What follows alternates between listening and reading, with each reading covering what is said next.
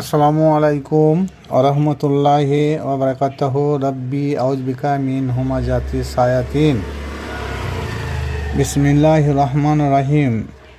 আজকে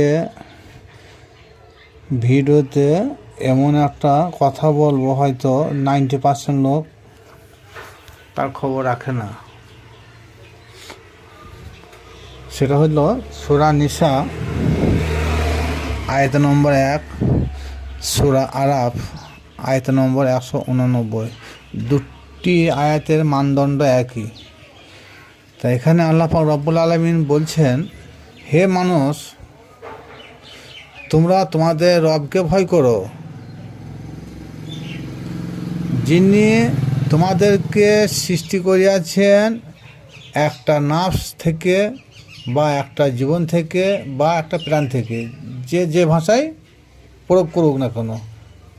তাহলে আমাদের সৃষ্টি করা হয়েছে একটা নাফস থেকে। এটা নোৎপা থেকে বলে নাই, বীর্য থেকেও বলে নাই, আলাক থেকেও বলে নাই, এটা নাফস। কারণ আমাদের হায়াতে জিন্দিগি পূর্ণাঙ্গ হয়ে গেছে, কি শেষের দিকে এসে গেছে, তখন আমাদের নাফসটা কবজ করে নিয়ে যান আল্লাহ পাক রব্বুল আলামিন ফেরেশতার মাধ্যমে। সে নাফস মানে জান। তাহলে আমাদের এই জানটাকে সৃষ্টি করা হয়েছে অন্য এক জান থেকে আনা হয়েছে। তাহলে এবং তা থেকে সৃষ্টি করা হয়েছে মা হাওয়া আলাইহিস সালামকে, বা বলা হয়েছে এখানে আয়াতে বলা হয়েছে তারই সঙ্গীকে। তাহলে তারই সঙ্গীকে যখন বলা হয়েছে, তাহলে এখানে বোঝা যাচ্ছে তাহলে প্রথম সৃষ্টি হয়েছে আদম আলাইহিস সালাম। কারণ আদম আলাইহিস সালামকে সৃষ্টি করার পর তারই নাফস থেকে আল্লাহ পাক রব্বুল আলামিন কোরআনে প্রমাণ দিচ্ছে যে আমি তার সঙ্গীকে বা জুরাকে আমি সৃষ্টি করেছি। তাহলে এখানে তার সঙ্গী বলতে মা হাওয়াকে বোঝানো হয়েছে। তাহলে আদম সালামকে যখন আল্লাহ পাক রব্বুল আলামিন মানব রূপে দুনিয়ায় প্রেরণ করলেন, তার আগে ওনার নাফসটা কোথায় ছিল? তা নিশ্চয়ই অন্য এক নাফস থেকে ওনার নাফসকে তৈরি করা হয়েছে। অন্য এক নাফস হতে আদম আলাইহিস সালামের নাফসকে সৃষ্টি করা হয়েছে।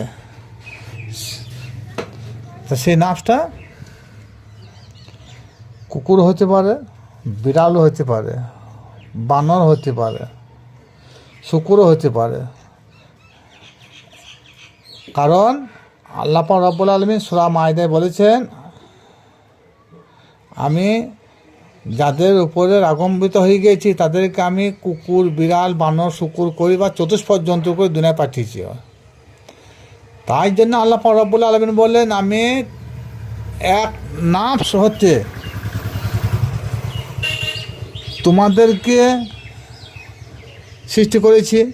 তাহলে আবার তোমাদেরকে বলার পরও বলেছে তা থেকে তার সঙ্গীকে তৈরি করা হয়েছে। তাই তার সঙ্গী বলতে এখানে মা হাওয়াকে বোঝানো হয়েছে।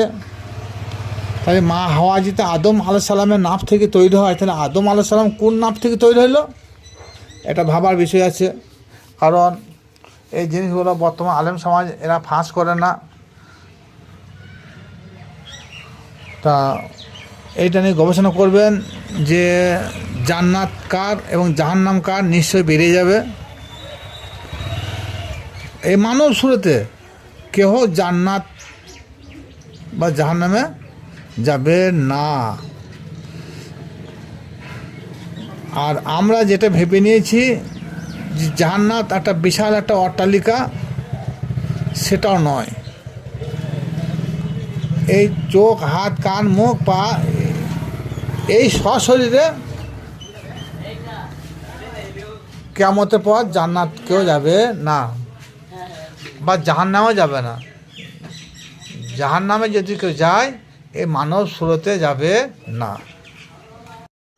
আর এই মানব সুরতের পর যদি কেউ তার কর্ম খারাপ থাকে, তাহলে আবার তাকে